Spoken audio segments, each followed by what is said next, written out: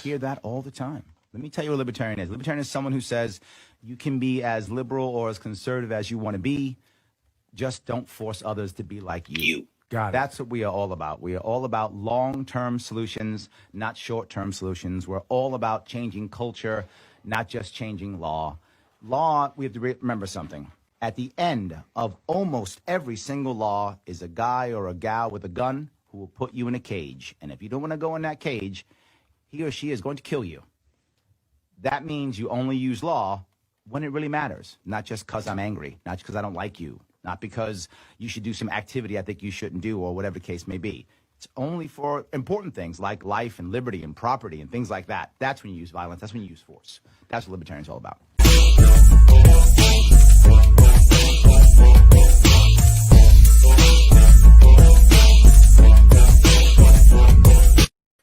Welcome to Libertarians Drinking Coffee Live. Yes, we're a little bit late, but there's storms all over New York State, so we should be lucky that we're even here, but we did make it. So you know what? Reward our toughness by liking, commenting, and sharing. Yes, just put a comment because that makes the algorithms go. Like it, right? Put a love icon on it. Do that thing and share it with everybody you know so that people know a very important thing, and that is there are libertarians running throughout this country, all over this country at the local level, trying to make impact in their local communities and the country as a whole. So please help us out by doing that, liking, commenting, and sharing. I am very lucky today. Today I have with me a fellow New Yorker. Yes, I know I'm a little biased, but so what? I don't care. I am. I'm a little biased. I have with me today Victoria Alexander. How are you? Hi, I'm fine, thanks. I just had to run outside and turn the generator on because we lost power. See how hardcore we are? Yeah. Absolutely. And of course, for more information on her, please head over to directdemocracyus.org. She's not playing games.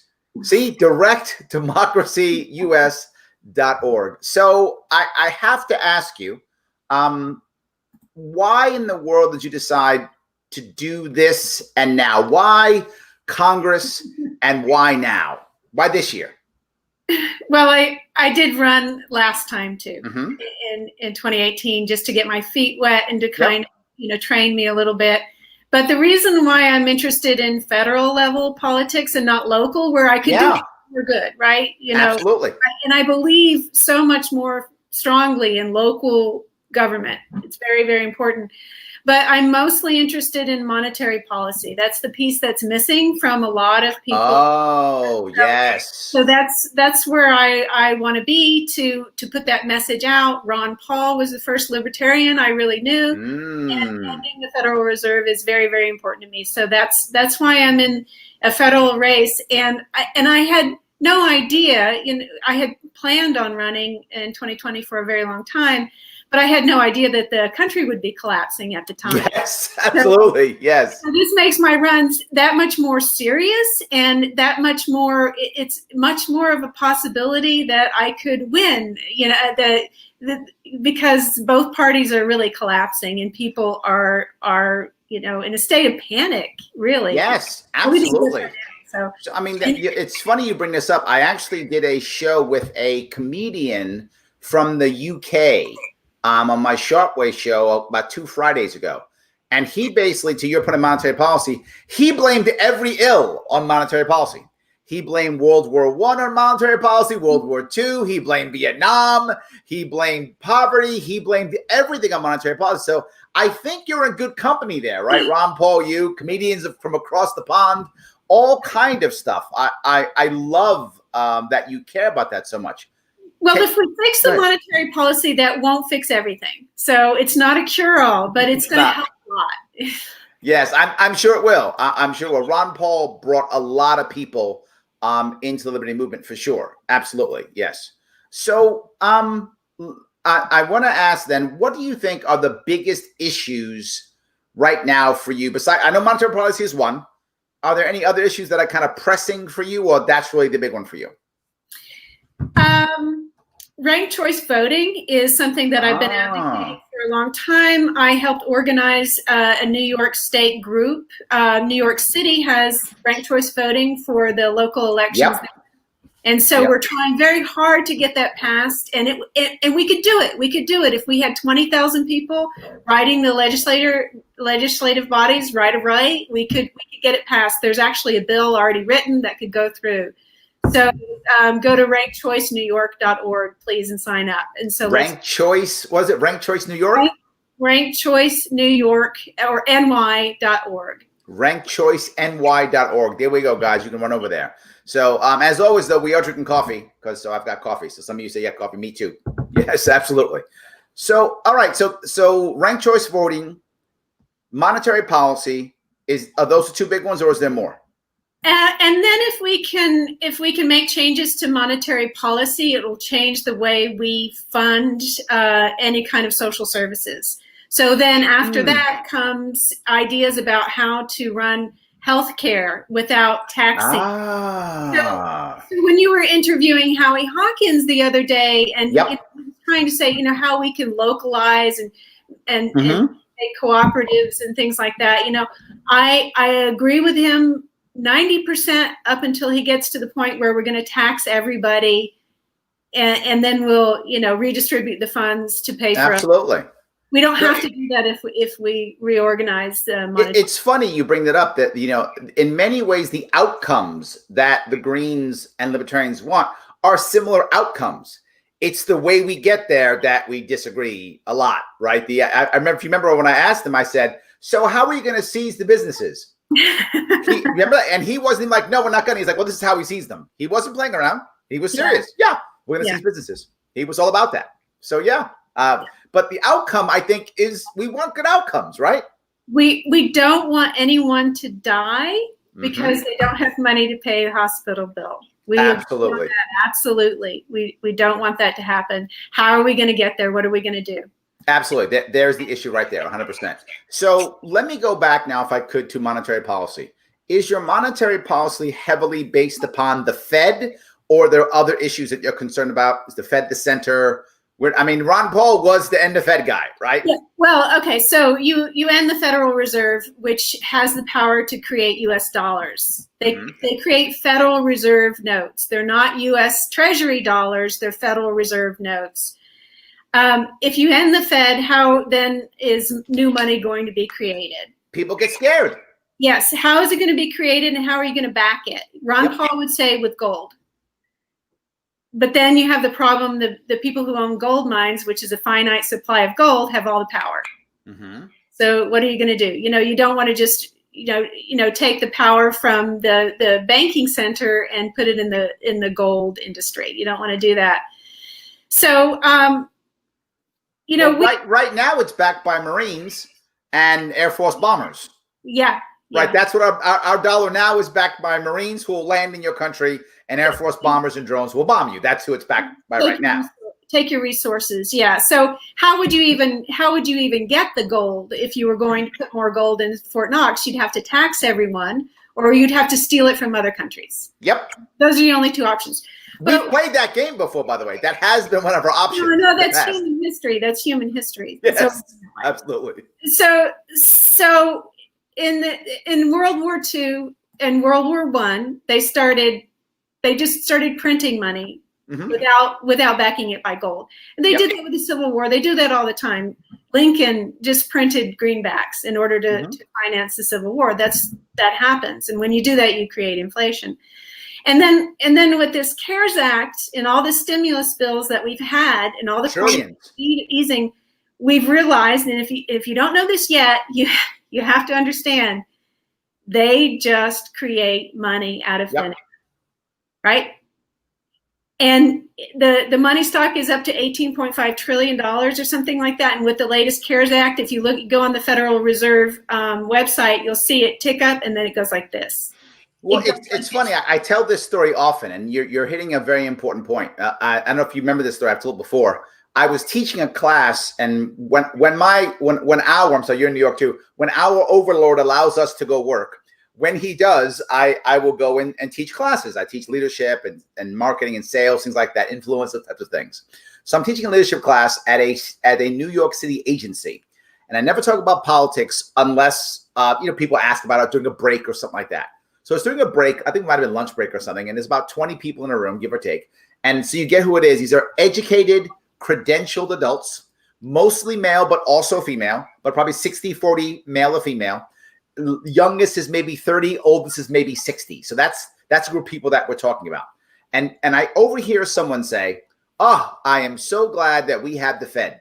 Without the Fed, man, it saved us during the crash. That's what saved us." That's what he actually said. This is probably 2015, 2016, 17, maybe in that area, I'm guessing, maybe 17. He says this. And all I said was, do you guys know that the Fed's kind of like a private bank? It's like basically like a cartel of banks, basically is what it is. And everyone looked at me like I was crazy. No. And all I said was, you have your phones, Google it.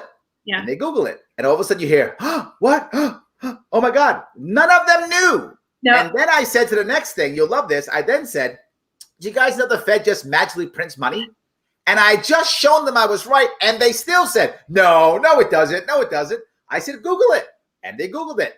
Oh my God. And the reason why I bring this story up is these are educated, credentialed adults in a major city, and they don't know.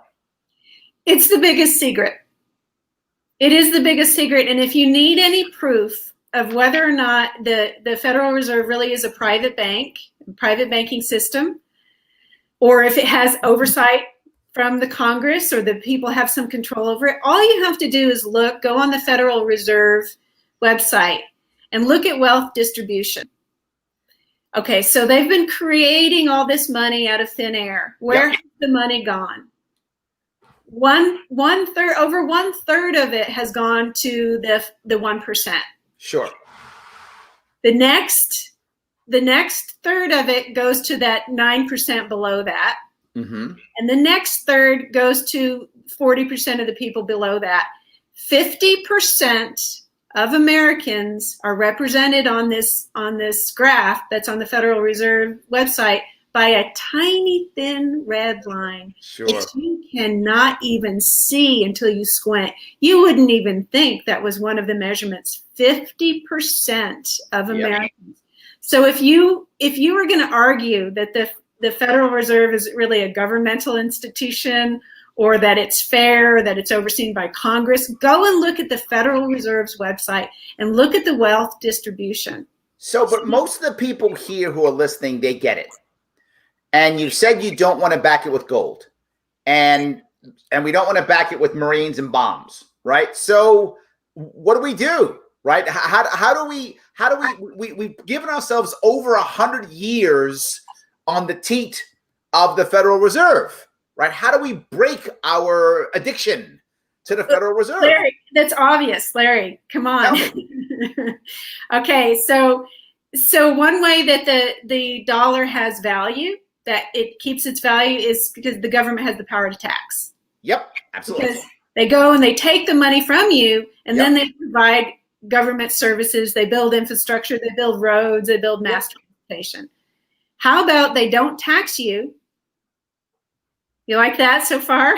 So far, sounding good. I like that so far. They don't tax you, and they just create the money to build that bridge, to build that, to put fiber optic broadband out to the most distant rural customer. And then, and this is very similar to what Howie Hawkins with the Green Party is saying, and then you charge people to use that service. So I see. So you're saying stop taxing, but instead charge people to use the service. So are you saying that people, though, they pay in dollars, though, or do they pay in something else? Well, they would pay in dollars because that helps guarantee the value of the dollar. So if So if you want to get internet, you pay for through a cooperative, a local cooperative that's locally managed. And then anybody who wants to get in the co-op and wants to have access to the broadband pays for it. Mm-hmm. But then you don't have to pay for the capital investment, and you don't have to pay for interest on the loan to build that. Got it. I see. Okay. What is a wealthy nation? If you go and you visit a wealthy nation, you look around and they have really well-maintained infrastructure. They've got a good mass transit system. They've got cool stuff. They've got wealth that you can see in the form of buildings and roads. Now, I see where you're going with this. I do. That's a radical change, though. But I like the idea. It's a radical change. But I like the idea. We go back to how we used to have it before the Federal Reserve. The government had the power, and we've done it before. As Howie kept pointing out, is we've done it before for war. Mm-hmm. But we don't. But if you create money for war, you use that money not to build things of value and capital assets. You go and blow capital assets up around the world. Right. Sure. Yeah. So no, that doesn't. No, it's basically almost like issuing bonds in a way. It's basically issuing bonds to build things, and people pay back. But you don't have to pay interest to bondholders, though. Okay, so interest. Okay, got it. No interest. All right, I like it. All right, so let me then go to the next piece, and that's ranked choice voting. I think that this is moving forward. I feel like people are starting to like this. If you go back 10 years, almost nobody was talking about it except maybe libertarians or Greens.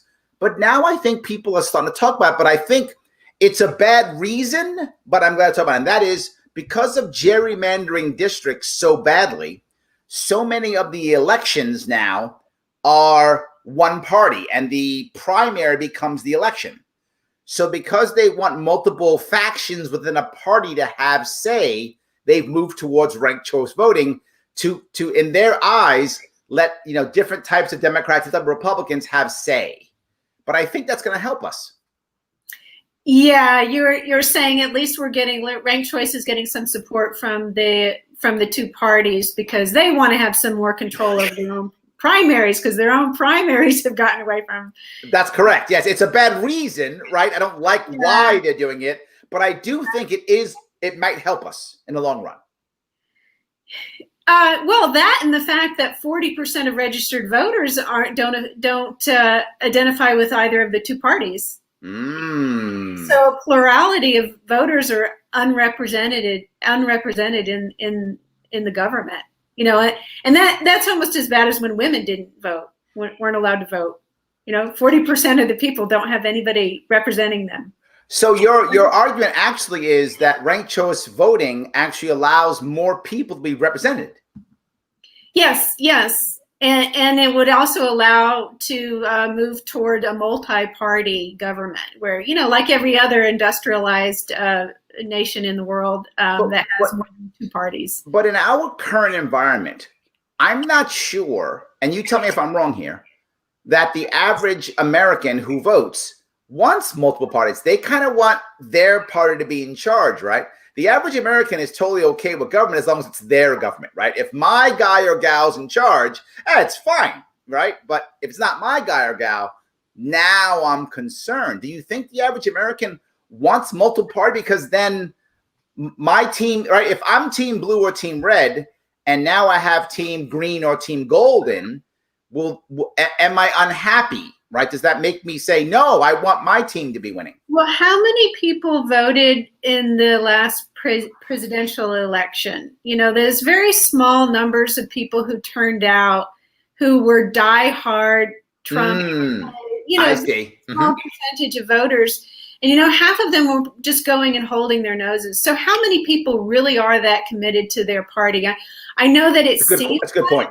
Yeah, I know that it seems like people are very, very extreme and tribal because the media plays that up. Oh, and yes. The more they play it up, and the more they play it up, the more it becomes reality. Yeah. But if we could just get away from that and realize that we have a lot to talk to, and ranked choice voting also encourages politicians to say, vote for me first choice, and second choice, vote for the Green Party or the Democratic Party or the Republican. And so you don't badmouth the other candidate because you don't want to offend their voters. Right. So you run friendlier campaigns, and it's not character assassinations. It's more about issues. hey, I think this is a super important issue. My opponent doesn't value it quite as much, but they have other good things. It's that. So I think ranked choice voting might help get rid of party loyalties and make you think more about the individual candidate. And I don't know if you agree with me, Larry, but I think the libertarians are not that loyal to their party in a tribal sort of sense. Sometimes I wish they were more. Yeah, we're more about the principles, and we're more about that we really are, and he's not. I don't care if he's a libertarian. He doesn't support this, I know. Yes. Hey, we're like that. So when I'm not running, I'm okay, but when I'm running, I hate that. Right? Yes. It's a good thing. It's a good thing. It is. You have to win their vote. You can't just expect them to vote for you because of the color or the label. You have to get their vote. You're not entitled to it. I got you. Yeah. So all right. So those are some good things you're talking about. Someone actually asked. Hold on. Let me get a question if I could right now. Asking as a former candidate for school board, what is her take on opening of schools and colleges? Do you have a take on that at all? I know that's not a federal issue, so you may not. But if you have a take, what do you feel about opening of schools and colleges? I know that's a local issue. Well, I would look at the science. What percentage of students are likely to become very ill? Okay. If they're exposed to it, and what category are those students? Are there any students who are in a high risk category? Can anything be done for them? Are any of the professors in a high risk category? Sure. What sort of procedures, treatments, medications, practices, habits can be, recommended to ensure that people don't get sick, and evaluate all those things, and then open up on a case by case basis. I know you were talking about that. Absolutely. How many students are in the school? 2,000. How many students are in? 40. My high school had 40 students. Yes, if you got 40 students in your high school, you probably can open. You can probably set up an environment that will be safe for the students and the teachers. You got 2,000, you probably can't. It's really not the students, because 95% of people who come down with COVID have mild to no symptoms, and young people tend not to have symptoms. So maybe they've already had it and they're already immune. They've developed some background immunities or whatever. So, with all these things, there is no one size fits all. That's libertarians. We ask people to think. Absolutely. Think about everybody. Think about this. They tend to, right? I mean, it's the funny thing. The thing that I find that the biggest piece between libertarians and I guess non-libertarians is most of the people who are in a left or right paradigm tend to not trust or believe in people. They tend to think that government has to give them the answer, right? Even though again and again and again, history has shown us that overall, people tend to do the right thing. There's always exceptions, and there's always an idiot in charge who will do something dumb, but that person always uses government to do it. Yes. You're assuming that the person making the decision isn't the dumb one. Yes, that's true. Yes. Now, my background is complex system science, and I study self-organization and things like what is real intelligence? Real intelligence is distributed intelligence, where there's no executive top-down control of anything. Absolutely. The most important forms of organization are those that use everybody's brains. And I literally teach that in my classes. I call it post-industrial leadership. Yeah. Absolutely. So let me go to someplace that's a bit more emotional. Do you have a cool slogan? My slogan is decentralize the power. Ooh, there we go. Decentralize the power. And that comes out of my complex systems science background. So I like that. That's how you organize an intelligent society, is you enable everybody to think for themselves, and you expect them to. Well, there's the most important piece you just brought up. You have to expect them to. People tend to not do if they're not expected to do, right? If they're waiting for the powers that be to solve all the problems, they tend to not solve them because the powers that be want to solve them, or are supposed to solve them, sorry. And then in many cases, the powers that be actually punish you if you try to solve them. So you actually you become trained like a Pavlov's dog over time. I can't try to solve anything because when I do, I get punished. Yes. So I don't want to solve anything. I have to sit here and wait for my overlords to give me the answer. And it's a challenge for us, I think, as libertarians, to move people into that, style. It's like good parenting versus bad parenting. Yes. You allow your child to be self-directed and to suffer small mistakes, while you're watching. You don't want them to jump off a cliff or anything, but you allow them. And also I want to make sure people realize that decentralize the power and self-organization and letting people take their own responsibility isn't like Darwinian natural selection where it just pulls out the weak one. I'm also an evolutionary theorist, and I understand that is not the way nature actually works. Nature actually works best when there's plenty of resources and everybody gets to experiment. And the most successful species on the planet are always those who are social in some way. And very adaptable. And natural selection doesn't choose for only the fittest, like only one type of individual. Natural selection pretty much lets everybody. It only takes out those that are, it's deleterious to the absolute weakest, or those who can't survive on their own. And I'm not a social Darwinist. I believe in helping people who, have disabilities and things like that. We are a civilized society. That's what civilized human beings do. We help out those with disabilities. But sure. But competition isn't really responsible for creating new inventions. What helps new inventions is that people are allowed to experiment. I see. Okay, I like that. So you took freedom equals innovation. Yes, and you're allowed to make little mistakes. You got a lot of room to wiggle. You're not selected out immediately. I like that. Okay, so let me ask, how do you make impact with what you said? We've got COVID, we've got fear, we've got stuff everywhere. How in the world are we going to make impact this year to make some real impacts so people really notice us? Well, I think the most impact I can make is showing them the charts from the Federal Reserve, which shows all this money has been created and you have been left out of this. This is a club and you are not part of it.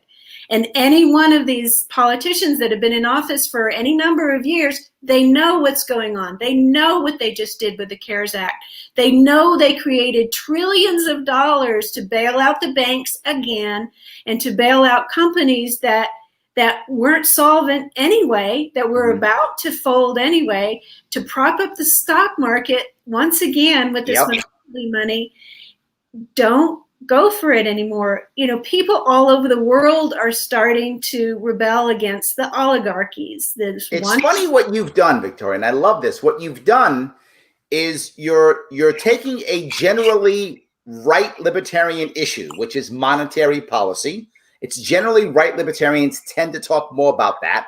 However, you've phrased it in a way that makes left libertarians happy by talking about how it affects other people, and you've turned a monetary issue into a social issue so you can mix both, which is why the Greens are talking to you. That's very well done. That is really good. Yeah, the craziest thing about our tax system really is that we tax the poor. Why are we taxing the poor? I read a report that was published through the Henry George Institute that Black communities pay the highest percentage of property taxes because they're overassessed. People who make minimum wage are paying, all these payroll taxes. Sure. And then we argue about, we should raise minimum wage. The government is taking money out of the paychecks of people who are making like $7 or $10 an hour. That is absolutely crazy. When the 1% have a third of the wealth. And what I'm saying is, I like what you're saying. You're mixing both. Most people who talk about the Fed only look at it from a dollars and cents point of view, period. They don't look at it from a social impact point of view. They don't look at it from an individual point of view. And I'm loving what you're saying. It's actually mixing them together, saying that there's a monetary issue here and there's a debt issue here, and and there's a human impact. You're mixing the human impact piece. I think it's brilliant. I appreciate the emotion behind it. Yeah, and not, if you don't have so much income disparity, you won't have the needs of a welfare system, obviously. Yes. How do you fund welfare? Well, you don't have as many poor people in the world to start. Right. And I do not mean take the money from the rich and give it to the poor. Everything that I look at with government is, we have to say, what is the government doing to make the problem worse or to create the problem in the first place? Let's stop doing that. Yes, absolutely. See, that fixes the problem. That will probably fix the problem. 90% of today's problems are yesterday's solutions. And so how is government doing this? Like with climate and pollution. I have something called the Gold New Deal. Okay. Oh, the Gold New Deal. Gold New Deal. Look at you. Okay. Should the government, the Green New Deal says that the government should spend billions of dollars fighting pollution. Yep. Well, I think the government should stop spending billions of dollars to create pollution. Okay. We spend almost $1 trillion this year on the military. Stop that immediately, yesterday, now, absolutely. Stop subsidizing gas and oil. Sure. We won't need to subsidize green energy if we stop subsidizing gas and oil. Let the market handle it. Did I just lose you? Oh, she was doing so good, and I think I lost her. I think what's been happening, guys, is there's storms all over New York. It's affecting everybody's internet. So I think I've lost her. You guys, if she comes back, we'll keep talking. But you hear what she's saying. Her issues are clear. She has combined, the left and the right part of the libertarian movement together, rocking and rolling, making things happen. She's amazing. Head on over to Victoria. To have more information on Victoria, head over to directdemocracyus.org. Knock that out right now. Go see what she's about. If you can help out, if you're in the area, she's obviously in a hurricane, so you probably want to go help her like right now if you're in the area. Head on over there, help her out, give her some support, give her some bodies. She could use the volunteers to make things rock and roll. Please make that happen, guys.